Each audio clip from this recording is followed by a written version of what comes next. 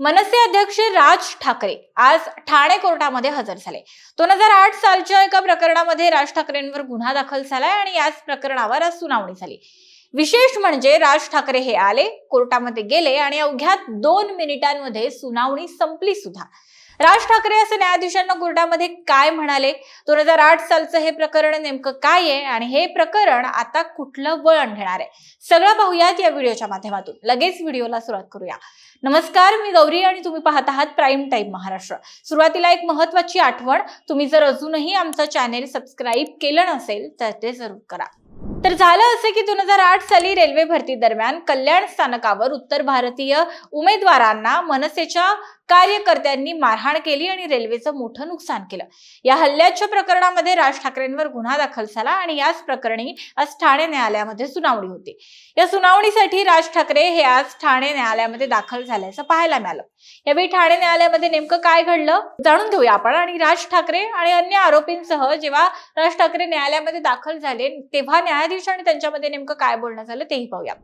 तर न्यायाधीशांनी पहिला प्रश्न विचारला राज ठाकरे यांना की तुम्हाला तुमच्यावर दाखल झालेला गुन्हा कबूल आहे का? त्यावर राज ठाकरेंनी स्पष्टपणे सांगितलंय की मला गुन्हा कबूल नाहीये।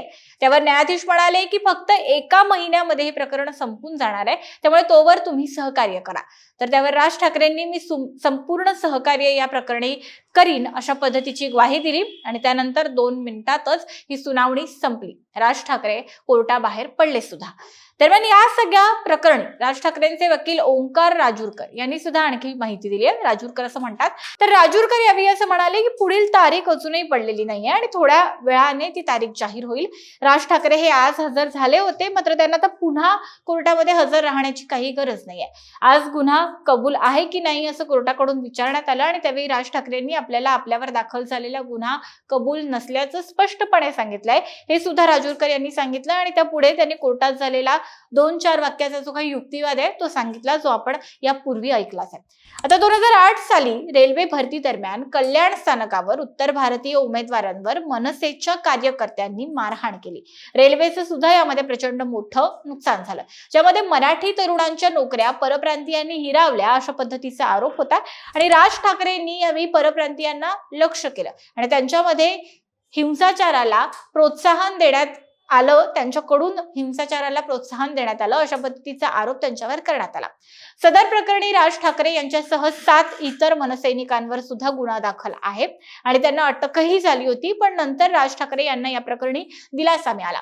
या प्रकरणी खरं तर कल्याण न्यायालयामध्ये सगळी सुनावणी सुरू होती, मात्र त्यानंतर हा गुन्हा ठाणे रेल्वे न्यायालयामध्ये वर्ग करण्यात आला।